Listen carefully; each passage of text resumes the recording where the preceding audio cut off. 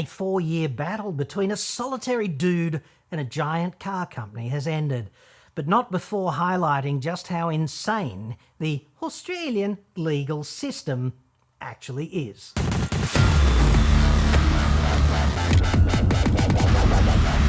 I'm John Cadogan from AutoExpert.com.au, Newcastle, cheap, Australia only website. Card. This story is essentially 3 rounds of David versus Goliath. Spoiler alert, David loses at the end, kind of. Go figure. All because the highest of high-level shot callers in the nation, those wearers of wigs and dresses, ultimately chose not to, let's call it, drop a deuce in the bed on this one. Details next. Fair to say that you can expect the usual level of respect for authority from me on this one. This video is brought to you by Olight. Olight makes excellent torches, and right now that means excellent Christmas presents, and the Olight Christmas sale fortuitously is on until Saturday the 16th with significant savings essentially across the range. I'll put full details in the description. So if I had a torch-sized hole in my life, I would want one of the following 3 Olights wrapped under my Christmas tree. In an ideal world, together with the 2 cheerleaders' mommies who wrapped it. My favourite EDC torch is the Warrior Mini.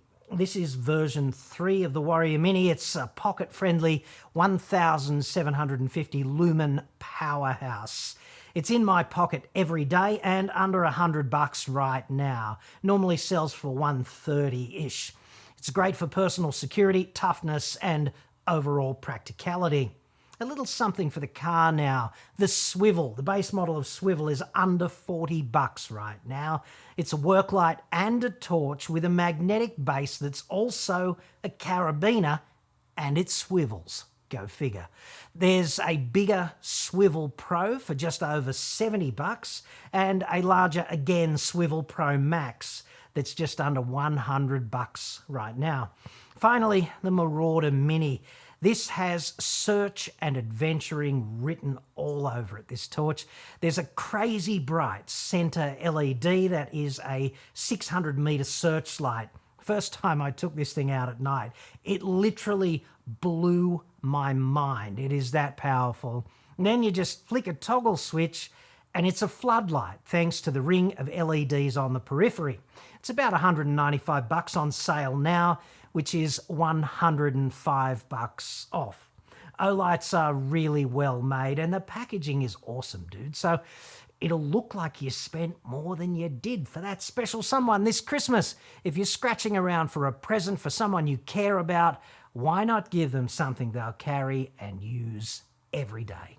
Links in the description. And thanks, Olight. I appreciate all the support you give this channel. Way back in 2017, a Vicwegian dude named Zelko Begovic, our David, henceforth Big Z, he bought a 2016 Mitsubishi Triton. Mitsubishi is our Goliath, dude. Like, try to keep up. The vehicle was Big Z's second Triton at least, because it replaced his outgoing 2008 model. Big Z got a very itchy vagina one day, metaphorically, I assume, after he realised the newer Triton's official fuel economy was better than the one he had just boned, metaphorically, but the real-world fuel economy he claimed he experienced was worse. That itch, down there, metaphorically, was so profound that he had things tested. He also kept meticulous records, and he took the whole thing to VCAT. That was how irritated he was in that area. Independent testing found that Big Z's ute could not duplicate the fuel economy figure on the label. Oops-a-daisy. The fuel economy label has to be there at sale, of course. This is a legal requirement, and those tests are conducted to a very rigorous laboratory standard. When motoring journalists say in their reviews that this is the car maker's fuel economy claim, they are emphatically full of shit. It's an official test to an independent standard. It's not a claim. In other words, it would be hard for Mitsubishi to have done a Volkswagen on that. In other words, to lie, cheat and otherwise engage in a malicious but also hilariously incompetent global conspiracy. Not impossible perhaps, but a bit difficult. In 2019, VCAT ruled Big Z's way and Mitsubishi copped a shin fair in the gonads, metaphorically, which they took so little delight in receiving that they appealed all the way up the steps to the Supreme Court of Australia's North Korea, which some people still call Victoria. And this took 2 years in total, right? For men who know far better than us about these lofty issues, obviously, but who also perversely go to work wearing wigs and dresses to uphold the original VCAT determination and find Mitsubishi guilty of misleading and deceptive conduct.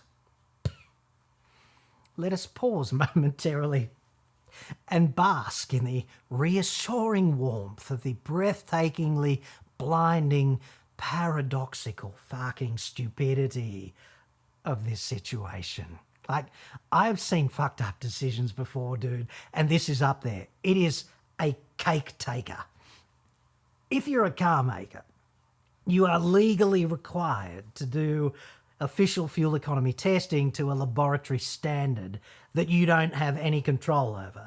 These tests occur in a proper laboratory, which is very keen indeed to maintain its accreditation with NATA or whatever, and it's thus quite unmotivated to cop a little under-the-table reach around from you, if asked, to fudge the freaking results. And there's no evidence whatsoever that there was any ask of this nature. None at all.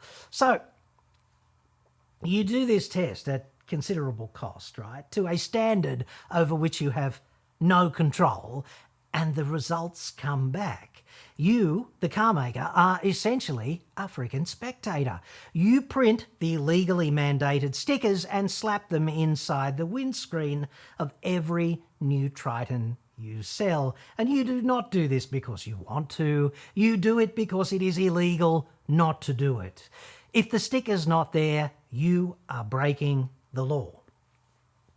And then the Supreme Court of Shitsville's North Korea declares that this conduct by you is, quote, misleading or deceptive. Like, FFS, dude. Kind of ironic in a catch-22 way when you think about it. At the very least, it just doesn't seem fair. At least, not to me, anyway. I doubt that there are all that many bottles of Veuve Clicquot that were necked that afternoon in the Mitsubishi boardroom. Second shin in the gonads being not generally a catalyst for any kind of celebration. Fear not, however, as I imagine, Veuve Clicquot's sales were undiminished that week, mainly because I'm fairly sure the lawyers for both teams were most pleased indeed. Like, win or lose, dude. The law of conservation of lawyer fucks given really just does kick in. For this reason, it was also a very good week for in-cake strippers, as I understand it. There were a few celebrations around. Highfalutin court battles are extremely good for economic activity. Now that I think about it, extremely good.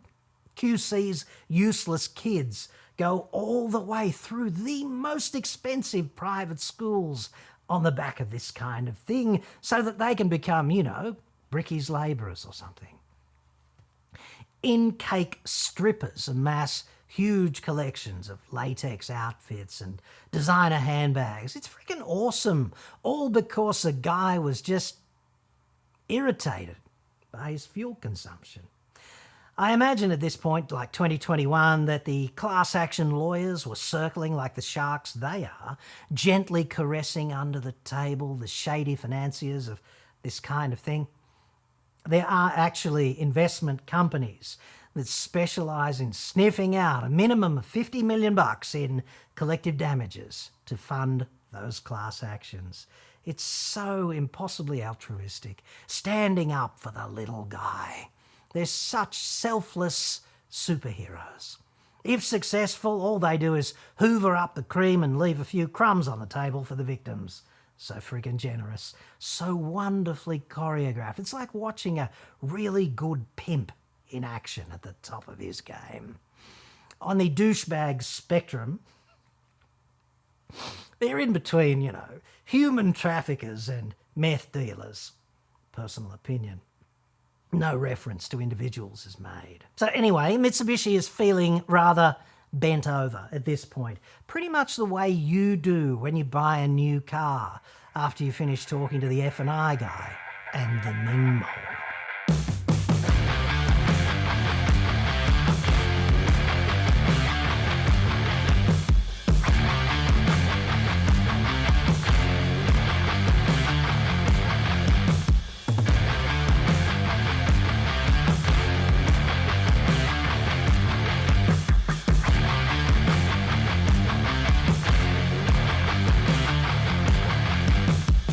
Ming Mole, so impossibly captivating. You can't look away, can you? But I wonder, where do the feminists sit on them? Is it empowering or demeaning, ultimately? I can't tell, being a man. Too hard for me to call, and probably not my place after all. That segment brought to you by RAMA, the Royal Australasian Ming Mole Association, doing their bit to make Australia less shit. Mitsubishi, right? They go pretty much 100% Pat Benatar at this point. They get all fired up, indeed. They take it all the way to the Shitsvillian High Court, which I don't think is a reference to smoking dope, but one never knows. I find it quite hard to understand the proclivities and preferences of shot-calling men wearing wigs and dresses. Not that there's anything wrong with that, like, dude, you go, girl. And even if they are all high all of the time, now that I think about it, they still couldn't do a worse job than the Supreme Court of Aussie North Korea, seemingly. Nothing to lose except money for Mitsubishi at this point, right? This process takes another 2 incredible years, which is just long enough for several QC's kids to finish senior high school at great expense and supply the building industry with a much-needed crop of fresh labourers who had the best possible start in life despite their limited academic potential. Thankfully, the court was not as high as they might have been here in Shitsville this fateful week, because a very important man there in a dress and a wig found, and here I paraphrase, that it was absolutely fucking insane to comply with the fuel economy standard mandated in ADR 8102, and also, by virtue of said compliance, be guilty of misleading and deceptive conduct. An official fuck you was handed to the Supreme Court of Shitsvillian North Korea with a complimentary turd on a stick, I imagine. In a parallel universe, perhaps. And because there's no court that gets higher than the High Court of Australia, that's pretty much the end of this saga. Yes. Cue the collective sigh of relief from the entire car industry at this point, because otherwise they'd all be lining up like freaking lemmings for barbed wire enemas of similar misleading deceit. And that is, after all, Toyota's overarching singular specialty. Oh, what a feeling, dude. So, what did we learn from this? Well, my key takeaways here are: we live in the best damn shithole between Port Moresby and Rupert McMurdoch Station, dude.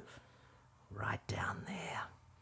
A place where one man with, some would say, an obsession with fuel economy record keeping can kick off a tsunami of staggering, breathtaking economic activity that keeps the country going.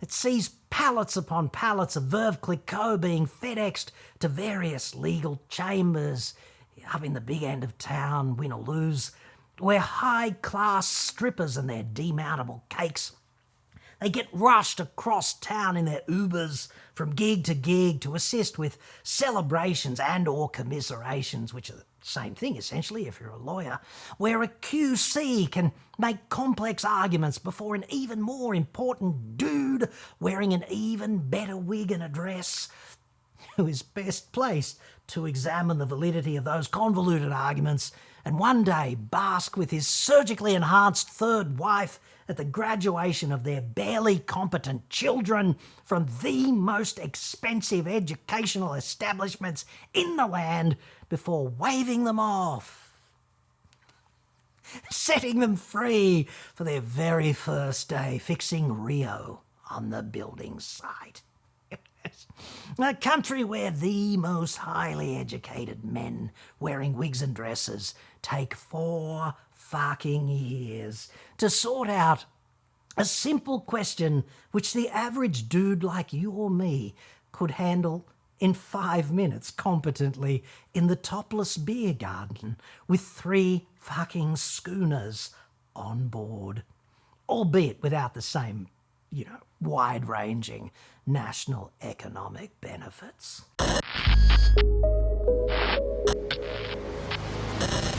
But this is not a singularly good news story, sadly. There is a dark side to all of this. When is there not? And it's not what you expect, dude. The most worrying thing about this decision emanated from this week. T-Dub himself took a break from his whirlwind tour of Fishwick with the Spice Girls, as is customary, to issue an official proclamation on behalf of the entire grubby car industry. So, if you're not from around here, if T-Dub is Luke, I'm kind of Darth. So, we're linked somehow. And I don't think either of us is happy about that. Whenever T-Dub speaks officially, I sense it like a disturbance in the Force.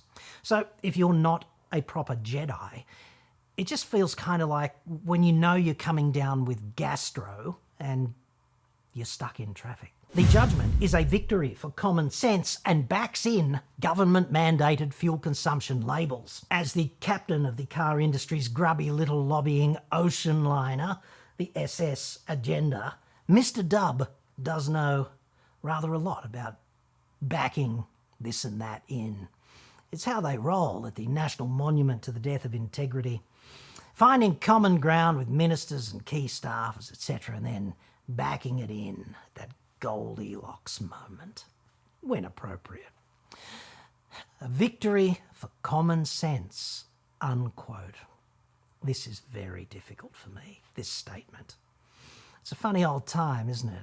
Fancy living at a point of human evolution when common sense getting a win is somehow remarkable, worthy of its own fucking press release.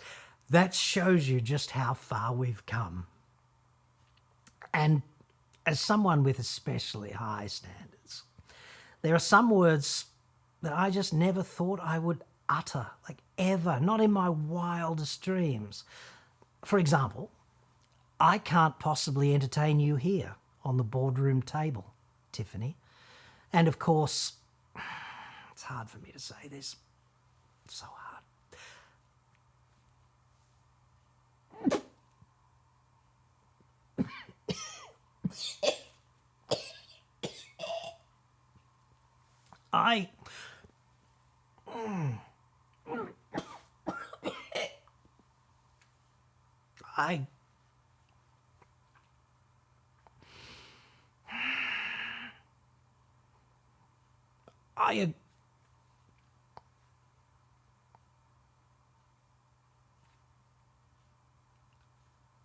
I agree with you, Mr. Dub. Oh, Jesus. And yet, here we are.